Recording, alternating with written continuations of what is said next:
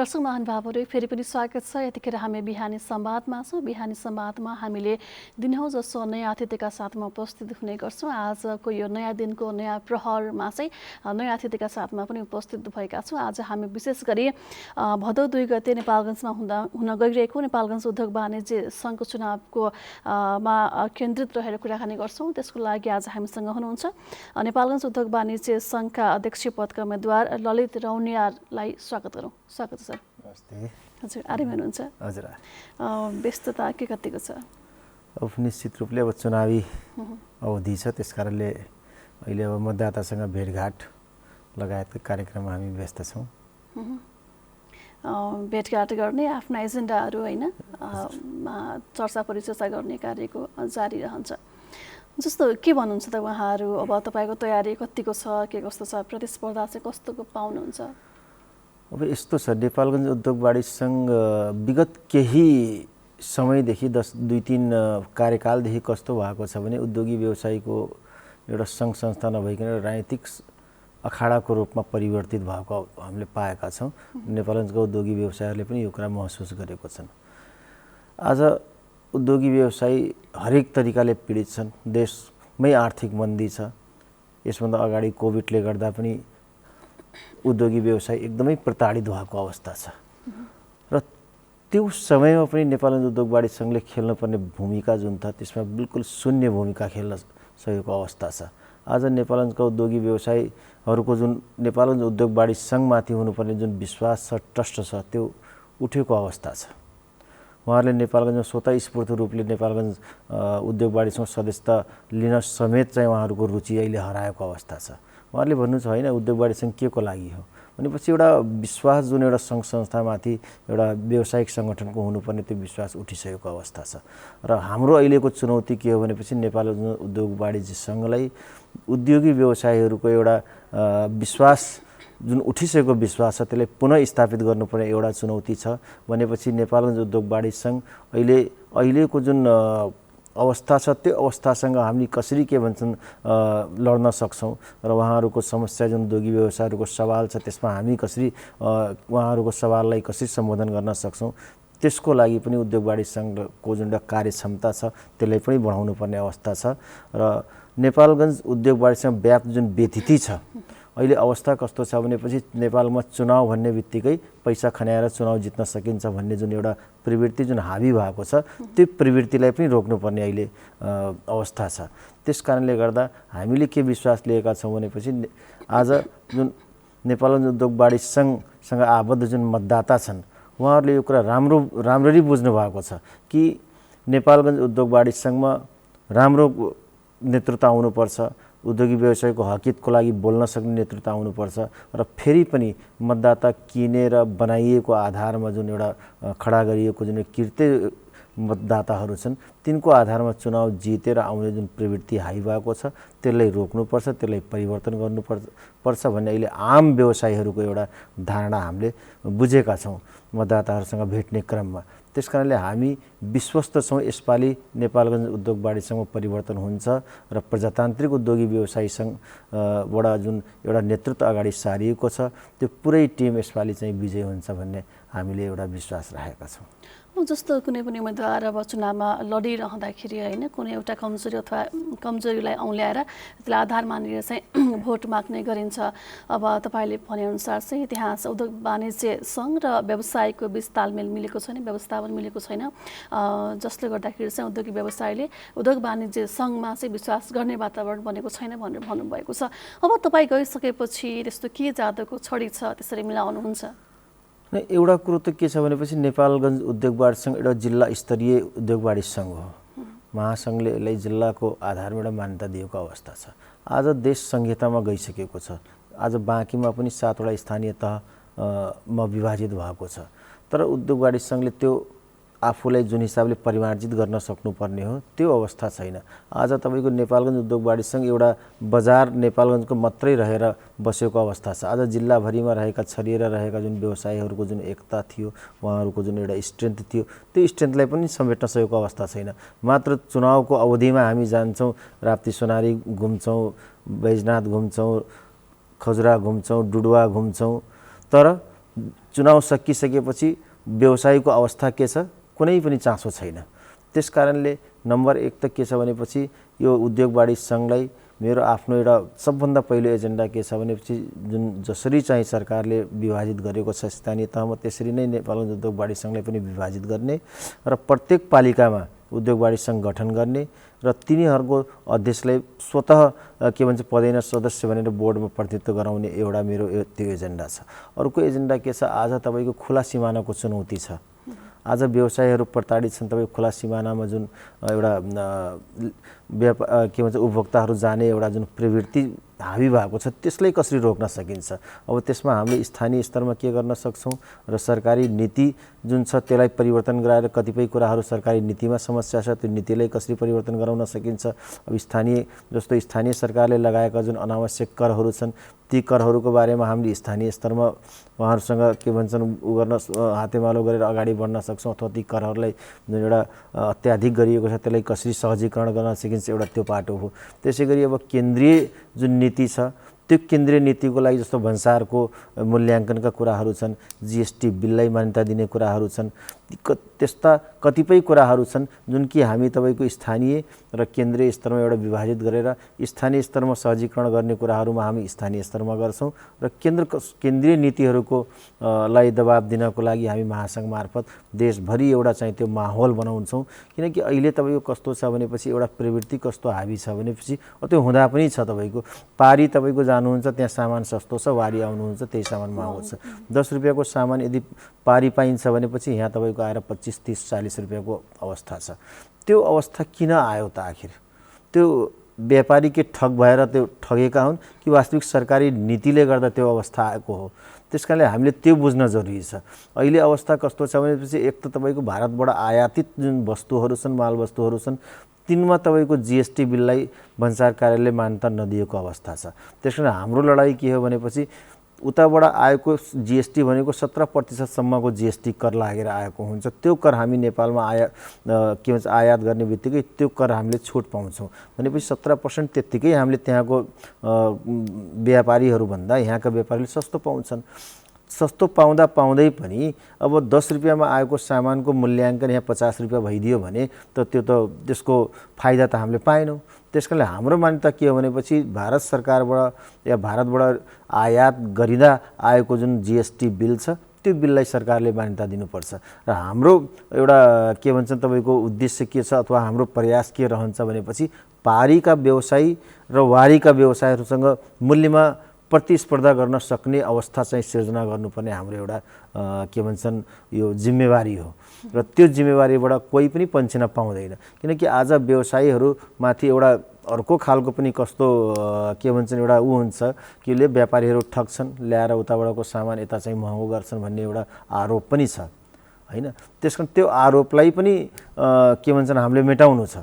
अर्को कुरा नेपालगञ्ज उद्योग वाणिज्य सङ्घ खालि व्यापारीहरूको संस्था होइन, हामीले उपभोक्ताहरूको हकहितको लागि पनि लड्नुपर्ने अवस्था आउँछ। त्यसमा उपभोक्ता पनि नठगिउन् त्यसको लागि व्यापारीहरूलाई पनि कसरी सजग बनाउने त्यसको लागि पनि नेपालगञ्ज उद्योग वाणिज्य सङ्घले काम गर्छ। अब जस्तो तपाईँ चुनावमा होमिरहँदाखेरि होइन अब नेपालगञ्जकै अब बासिन्दा भएको नाताले भन्दाखेरि यो बजार छ अहिले रिसेन्टली जुन यो बजार छ त्यसलाई चाहिँ कसरी मूल्याङ्कन गरिरहनु भएको छ, कस्तो अवस्थामा छ? बजार अहिले व्यवसायीहरूको मैले अघि नै भनिसकेँ तपाईँ एकदमै पीडादायक अवस्था छ। सटरहरू खाली हुँदैछन्, दिन प्रतिदिन तपाईँको ताला लाग्दैछ, व्यवसायीहरू पसलको भाडा तिर्न सकेको अवस्था छैन हैन। अवस्था एकदमै दर्दनाक छ। ब्याङ्कको ब्याज तिर्न सक्ने अवस्था छैन, ब्याङ्कहरूको अलग तपाईँको प्रेसर छ।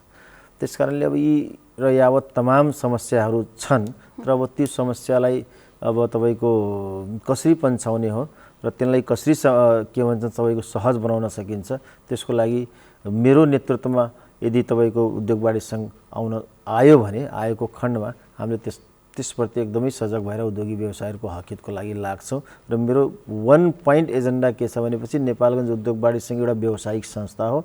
यहाँ राजनीति हुनु हुँदैन, यहाँ आएर उद्योगी व्यवसायको हकहितमा बोल्नै पर्छ, गर्नै पर्छ भन्ने मेरो धारणा हो र म गर्छु पनि। अब जस्तो तपाईँले जिताउनै पर्ने कारण चाहिँ के छ होइन? अब तपाईँले त भन्नुभयो तपाईँको एजेन्डाहरू जो योजनाहरू पक्कै पनि राम्रा छन्, राम्रो गर्नु पनि हुन्छ होला, तर विश्वास गर्ने वातावरण चाहिँ कसरी पैदा हुन्छ? अब चुनावको बेला मात्रै यस्तो कुराहरू गरेर हुन्छ अथवा तपाईँको पहिलेदेखि योगदान छ अथवा के छ ट्रस्ट गर्ने? म निश्चित रूपले नेपालगञ्ज उद्योग वाणिज्य सङ्घमा तपाईँको 20औं वर्षको मैले अनुभव प्राप्त गरेको छु।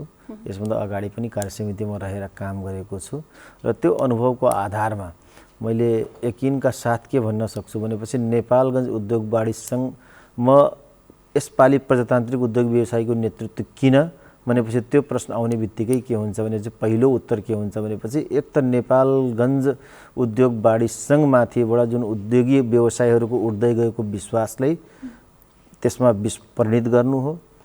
अर्को कुरा के छ भनेपछि नेपालगञ्ज उद्योग वाणिज्य सङ्घ व्याप्त व्यतिथिलाई तिथिमा परिवर्तित गर्नु हो र वास्तविक नेपालगञ्ज उद्योग वाणिज्य सङ्घ व्यवसायहरूको एउटा विश्वसनीय के भन्छ संस्था बनाउनको लागि प्रजातान्त्रिक उद्योगी व्यवसायको नेतृत्व के भन्छ सदैव काम गर्छ र तिनै हुन् आधार। र अर्को पनि आधार के छ भनेपछि अहिले 3 पटक लगातार एउटै प्यानलका साथीहरू त्यहाँ विजयी भएर गएका छन् र आज उद्योगी व्यवसायहरूको सवालमा उहाँहरू जिरो कुनै पनि क्रिया प्रतिक्रिया नगरेको हुनाले आज उद्योगी व्यवसायहरू मैले अघि नै भनिसकेँ उहाँहरू उद्योग वाणिज्य सङ्घमाथि विश्वास गर्नै छोडिसक्नु भएको छ। त्यसकारण सबैभन्दा ठुलो आधार के हो भनेपछि अहिले त्यहाँका उद्योगी व्यवसायले परिवर्तन चाहेका छन् र त्यो नै हाम्रो जितको सबैभन्दा ठुलो आधार हो। ढुक्क हुनुहुन्छ? ढुक्क छौँ हामी। जस्तो तपाईँ अघि पनि भन्नुभयो राजनीति हुन दिनु हुँदैन भनेर भन्नुभयो, या राजनीति नभएको त कुनै पनि क्षेत्र छैन, तपाईँ कसरी चोखो हुन सक्नुहुन्छ त? हेर्नुहोस्, राजनीतिलाई कुन अर्थमा तपाईँले लिनुहुन्छ? राजनीति भनेको त यस्तो नीति हो, सबै नीतिहरूको राजा भनेको राजनीति हो। अब त्यो राजनीतिलाई तपाईँको गलत ढङ्गले तपाईँले प्रयोग गर्नुहुन्छ भने त्यो गलत हुन्छ र त्यही राजनीतिलाई तपाईँले सकारात्मक हिसाबले सेवाको भावनाले जुन उद्देश्यको लागि तपाईँ त्यहाँ पुग्नु भएको छ त्यो नीतिहरू लागू गर्न सक्नुभयो भने त्यो राजनीति तपाईँको लागि सार्थक हुन्छ, त्यो पोजिटिभ हुन्छ। त्यसकारणले राजनीति हो, तर त्यो राजनीतिले कुन अर्थमा लिनुहुन्छ त्यसमा भर पर्छ।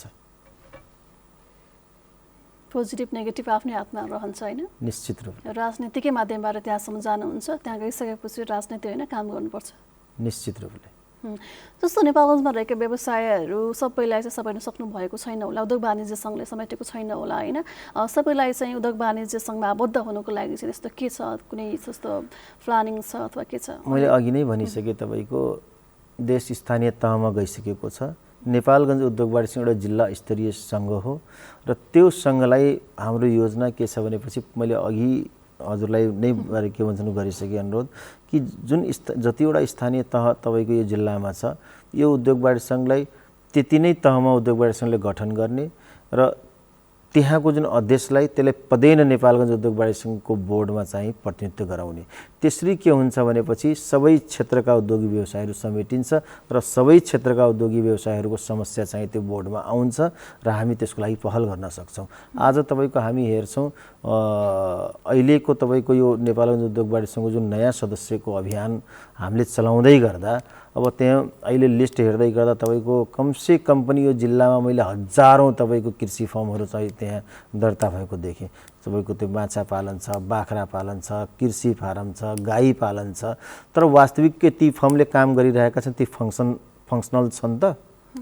अब तिनलाई फङ्सनल बनाउनको लागि पनि हामी स्थानीय तहसँग सहकार्य गर्न आवश्यक छ। मात्रै त्यो फर्म दर्ता गराएर सरकारी अनुदान खानको लागि हो कि वास्तविक ती कामको लागि हो त्यो पनि पहिचान गर्न जरुरी छ। त्यसकारणले यो क्षेत्रको उत्पादनको क्षेत्रमा कसरी हामीले बढाउन सक्छौँ होइन, त्यसमा पनि नेपालगञ्ज उद्योग वाणिज्य सङ्घले सहकार्य गरेर अगाडि गर्न सक्छ। त्यसमा मैले अघि नै यसको भने काम गर्न सक्ने व्यक्ति त्यहाँ आयो भने त्यो हाम्रो नीति कस्तो छ, सरकारले नीति कस्तो लिएको छ त्यो नीतिलाई नै आधार मानेर हामीले तपाईँको धेरै कुराहरू गर्न सक्छौँ। तर यहाँ विगतमा कस्तो प्रवृत्ति हाबी भयो भनेपछि पैसाको बोरा भन्छ नि, पैसाको बोरा खनियायो, नयाँ सदस्यहरू बनायो र उद्योग वाणिज्यमा पुगे र भित्तामा अध्यक्षको फोटो टङ्गाए र त्यसपछि बाहिरिए। त्यो प्रवृत्ति हाबी रहँदासम्म तपाईँको यी क्रियाकलापहरू हुन सक्दैन। त्यसको मैले फेरि पनि आग्रह आफ्ना मतदाताहरूसँग, व्यवसायी मित्रहरूसँग, व्यवसायी साथीहरूलाई मैले के अनुरोध गर्छु, यसपालि उद्योग वाणिज्यमा परिवर्तन आउनै पर्छ र नेपालगञ्ज उद्योग वाणिज्य सङ्घले व्यवसायिक सङ्गठनको रूपमा एउटा विश्वसनीय संस्थाको रूपमा चाहिँ विकास गर्नुपर्छ भन्ने मेरो मान्यता हो।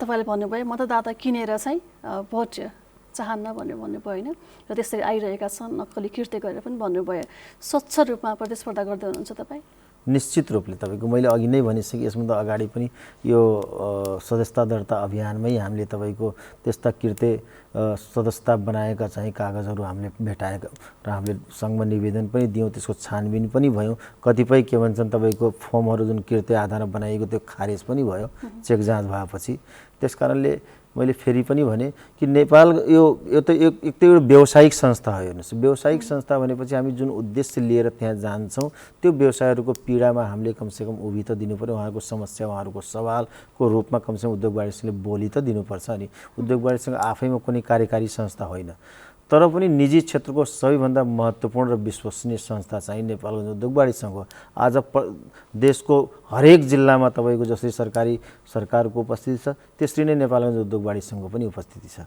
मतलब उद्योग वाणिज्य महासङ्घको पनि उपस्थिति छ त्यस कारणले हामी सरकारसँग सहकारी गरेर व्यावसायिक के भन्छ देशको अर्थनीतिमा ठुलो काम गर्न सक्छौँ ठुलो यसको अर्थतन्त्रको परिवर्तनमा हामीले हात उमालेर अगाडि बढ्न सक्छौँ तर अहिलेको वर्तमान नेतृत्वहरू कस्तो गयो भनेपछि यो देशमा हुनसक्छ तपाईँको यो राजनीतिको असर पनि हुनसक्छ जुन भन्छ नि राजनीति जुन बाटोमा ट्र्याकमा तपाईँको केन्द्रमा गएको छ त्यही ट्र्याकमा चाहिँ तपाईँको हामी कहाँ हरेक ठाउँमा राजनीति व्याप्त छ तर ती राजनीतिलाई हामीले कुन आधारमा लिने हो सकारात्मक लिने हो कि नकारात्मक लिने हो अब सत्ता कब्जा गर्ने नियतले त्यहाँ बस्ने हो कि वास्तविक के भन्छ तपाईँको मतदाता अथवा जनताको सुख दुःखमा अथवा उहाँहरूको जीवन स्तरलाई कसरी सुधार्ने त्यसमा केन्द्रित रहेर काम गर्ने हो त्यो तपाईँको नेतृत्वमा नै भर पर्छ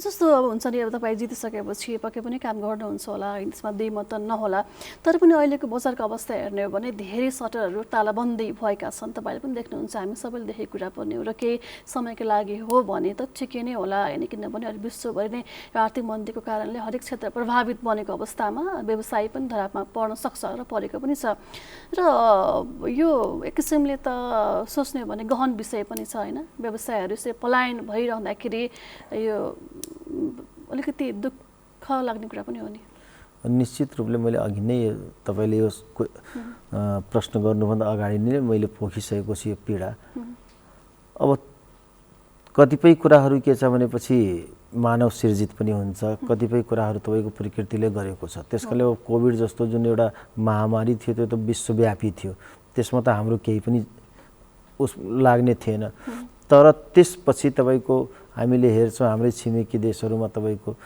चीन होस् भारत होस् त्यो आर्थिक मन्दीबाट उनीहरूमाथि उठिसकेका छन् तर नेपालमा आज आएर त्यो आर्थिक मन्दीको असर चाहिँ देखेको अवस्था छ त्यसको पछाडि कारण के छ भनेपछि नेपालको आफ्नो कुनै पनि उत्पादन नभएको कारणले हामी खालि एउटा ट्रेडमा आधारित देश भएको रूपमा अहिले परिणत भएका छौँ उत्पादनको क्षेत्रहरूमा जति पनि तपाईँको आज फ्याक्ट्रीहरू हेर्नुहोस् सबै तपाईँको धेरै जसो तपाईँको ठुला उद्योगहरू बन्द भएको अवस्थामा छ आज मैले अघि नै यहाँ गरिसकेँ तपाईँलाई कि आज व्यवसायहरू ब्याङ्कको ब्याज तिर्न सक्ने अवस्थामा छैनन् ऋण दिने बेलामा ब्याङ्कले त्यति बेला तपाईँको कसैले 10 लाख लिन्छ भने अर्कोले गएर 20 लाख थुपार्यो अर्कोले 20 लाख दिन्छ अर्कोले 50 लाख थुपार्यो अब यसरी गर्दा ऋण दिने बेलामा घर गएर ऋण दियो आज चाहिँ तिनीहरूको त्यो ऋण कहाँ उपयोग गरे दुरुपयोग गरे कि सदुपयोग गरे त्यसको चाहिँ आखिर कसले हेरिदिने ऋण दिइसकेपछि ब्याङ्कले हेर्नुपर्ने कर्तव्य हो नि कि मैले दिएको ऋणको सदुपयोग भइरहेको छ कि दुरुपयोग भइरहेछ यहाँ त एउटा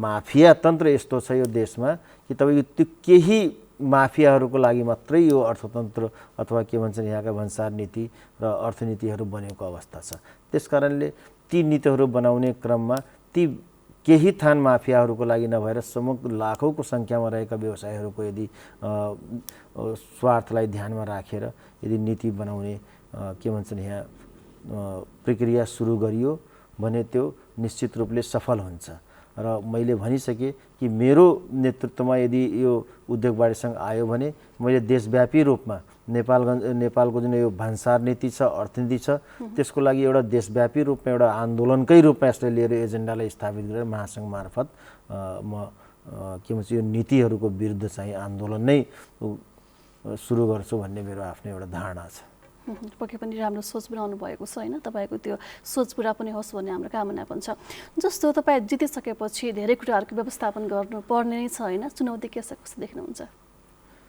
हेर्नुहोस् चुनौतीसँग भाग्यो भने त्यो चुनौती ठुलो लाग्छ, तर त्यो चुनौतीलाई तपाईँको सामना गर्दै जाने हो भने कुनै पनि चुनौती हुँदैन। त्यस कारणले यो जस्तो हामी भन्छौँ नथिङ इज इम्पोसिबल, त्यसै गरिकन यदि हामी आफ्नो लक्ष्यलाई अगाडि राखेर बढ्यौँ भने कुनै पनि तपाईँको लक्ष्य चाहिँ असम्भव हुँदैन। जस्तो तपाईँ विगत लामो समयदेखि तपाईँलाई हुन्छ नि व्यवसायप्रतिको हरेक कुराहरूको बारेमा जानकारी पनि राख्नु भएको छ। अब कोही व्यक्ति हुन्छ नि म व्यवसाय गर्न चाहन्छु भनेर सोचिरहनु भएको छ भने के छ यो व्यवसायको यो चुनौती र सम्भावनाको पक्ष पनि बताइदिनुहोस् न। अब यो अहिलेको आर्थिक मन्दीको कुरा नगर्दाखेरि सामान्य अर्थमा चाहिँ व्यवसायमा आउन चाहने हुने युवाहरू अथवा आम सर्वसाधारणलाई चाहिँ के भन्न चाहनुहुन्छ? अब निश्चित रूपले हेर्नुहोस्, अहिलेको अवस्था तपाईँले बडो कठिन प्रश्न मसँग सोध्नुभयो, त्यसको उत्तर वास्तविक भन्ने हो भने अहिले मसँग छैन। अहिले म आफ्नै के भन्छ सन्तानलाई यो भन्न सक्ने स्थितिमा छैन कि नेपालमा आएर तपाईँको व्यवसाय गर र यसमा चाहिँ सस्टेन हुन सकिन्छ अथवा यसमा अवसर छ भनेर म आफै त्यो कुरालाई उ गर्न सक्दैन। त्यस कारणले मैले आम युवालाई मैले के भन्छ, आज तपाईँले हेर्नुहुन्छ आम युवा कस्तो छ भने नेपालमा बस्नै चाहन्न। 12 पास गरे ऊ अस्ट्रेलिया, अमेरिका र क्यानाडा विदेश, उसको सोच नै के छ भनेपछि नेपालमा नबस्ने सोच छ। र त्यो सोचको सबैभन्दा ठुलो दोषी भनेको सरकारी नीति हो। युवाहरूले कसरी आकर्षित गर्ने, उनलाई कसरी आर्थिक उसँग जोड्ने, त्यो जोड्ने खालको जुन नीति बनाउनु पर्ने हो सरकारले, त्यसको अभाव छ। त्यस कारणले मैले अघि नै यहाँ आफ्नो कुराहरू राख्ने क्रममा मैले भनिसकेको छु, यी युवाहरूलाई आकर्षित गर्ने खालका जुन एउटा आर्थिक नियमहरू छ सरकारले ल्याउन त ल्याएको छ, तर त्यो नियम चाहिँ लक्षित वर्गहरूसँग पुग्यो कि पुगेन, त्यसको सदुपयोग भइरहेको छ, त्यसको दुरुपयोग भइरहेछ, त्यो हेर्ने काम पनि उद्योग वाणिज्य सङ्घको हो हैन। मैले अघि नै भने तपाईँको लाखौँको सङ्ख्या, हजारौँको सङ्ख्यामा तपाईँको यहाँ मैले कृषि फर्महरू, गाई फर्महरू मैले भेटाएँ, तर तिनीहरू मैले हेर्छु त्यो काम छैन, तिनको खालि सरकारी अनुदान पचाउनको लागि मात्रै त्यो दर्ता गरिएको छ। त्यसकारण तिनीहरूलाई वास्तविक तपाईँको उत्पादनको क्षेत्रमा कसरी लगाउने, त्यसमा चाहिँ मेरो एउटा प्रयास रहनेछ। र म फेरि पनि युवाहरूलाई के भन्छु भनेपछि यदि उहाँहरू विदेशमा गएर तपाईँको आफ्नो श्रमलाई खेर फाल्नुभन्दा आफ्नै देशमा सोचेर यदि काम गर्ने हो भने सम्भावना थुप्रै छ, तर इमान्दार प्रयास चाहिँ जरुरी छ। त्यसको लागि सबै क्षेत्र इमान्दारीपूर्वक लाग्नु पर्यो निश्चित रूपले। अन्त्यमा के भन्न चाहनुहुन्छ? अन्तमा म फेरि पनि नेपालगञ्जका या बाँके जिल्लामा रहेका सम्पूर्ण उद्योगी व्यवसायहरूलाई एउटै अनुरोध के गर्न चाहे भनेपछि यसपालि प्रजातान्त्रिक उद्योगी व्यवसायी सङ्घको प्यानल किन भनेपछि नेपालगञ्ज उद्योग वाणिज्य व्याप्त व्यतिथिलाई तिथिमा परिवर्तन गर्न र नेपालगञ्ज उद्योग वाणिज्य सङ्घलाई उद्योगी व्यवसायहरूको एउटा विश्वसनीय संस्थाको रूपमा यदि तपाईँहरूले हेर्न चाहनुहुन्छ र यसलाई चाहिँ नेपालगञ्ज उद्योग वाणिज्य सङ्घलाई साँचो अर्थमा एउटा व्यावसायिक संस्थाको रूपमा यदि देख्न चाहनुहुन्छ भने यसपालि परिवर्तन जरुरी छ र प्रजातान्त्रिक उद्योगी व्यवसायको टिमलाई चाहिँ मतदान गर्न पनि जरुरी छ र उहाँहरूले गर्नुहुनेछ भन्ने विश्वास पनि लिएको छु र मलाई पूर्ण विश्वस्त छु कि यसपालि नेपालगञ्ज उद्योग वाणिज्य सङ्घमा परिवर्तन हुन्छ। तपाईँलाई अग्रिम जितको शुभकामना पनि छ। जसरी अहिले तपाईँले यहाँ हामीसँग कुराकानी गर्दाखेरि जसरी एजेन्डा सुनाउनु भयो, आफ्नो योजना सुनाउनु भयो, त्यो भोलिका दिनमा पनि हामीले तपाईँले कार्यान्वयन गरेको देख्न पाऊँ र फेरि पनि शुभकामना छ। हस्, धन्यवाद। आज नेपाल टेलिभिजनलाई मलाई बोलाइदिनु हो, मेरा कुराहरू राख्ने जुन अवसर दिनुभयो त्यसको लागि पुनः मैले धन्यवाद दिन चाहन्छु। धन्यवाद छ। दर्शक महानुभावहरू, आज हामीले कुराकानी गऱ्यौँ नेपालगञ्जमा भदौ 2 गते हुन गइरहेको नेपालगञ्ज उद्योग वाणिज्य सङ्घका अध्यक्ष पदका उम्मेद्वार हुनुहुन्थ्यो ललित रौनियारसँग उहाँको चुनावी एजेन्डाका बारेमा कुराकानी गऱ्यौँ र समग्र रूपमा नेपालगञ्ज उद्योग वाणिज्य सङ्घले के कस्ता कार्य गर्दै आइरहेको छ र बाँकेमा रहेको उद्योगिक व्यवसायको अवस्था के छ, उहाँहरूलाई माथिको आस्था के गर्न सकिन्छ भन्ने बारेमा कुराकानी गऱ्यौँ। कुराकानी सँगसँगै आजलाई कार्यक्रमको निर्धारित समय सकिएको छ। तपाईँको आजको दिन शुभ रहोस्। एनटिभी गोहलपुर हेर्दै गर्नुहोला। नमस्कार।